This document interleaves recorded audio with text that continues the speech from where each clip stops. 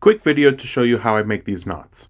Have a charm of choice, something to cut with, and some string. This is mostly for me so I don't forget again.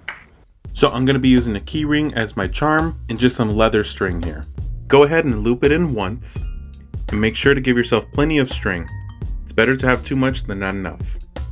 Next we're going to go ahead and fold it in on itself and we're going to make this little S shape right here.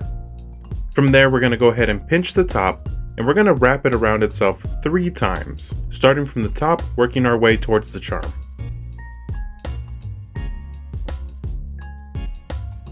Make sure not to over tighten these loops because we're going to be threading it into itself. It gets a little tricky here, so go ahead and take your time for this part. You're going to want to slowly tighten up everything until we make our way towards the charm.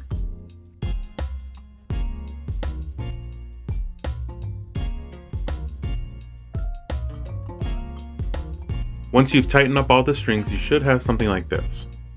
But this isn't really a permanent knot and it can undo. So to lock everything in, we're going to do 3 more loops. This will help give us a really soft transition into the main string.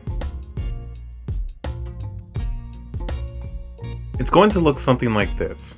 So the way we're going to secure this is we're going to add a little bit of super glue to each one of these 3 loops.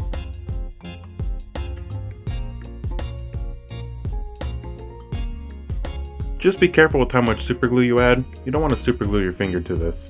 Once everything is secure, go ahead and cut off the excess string, and you should be left with this.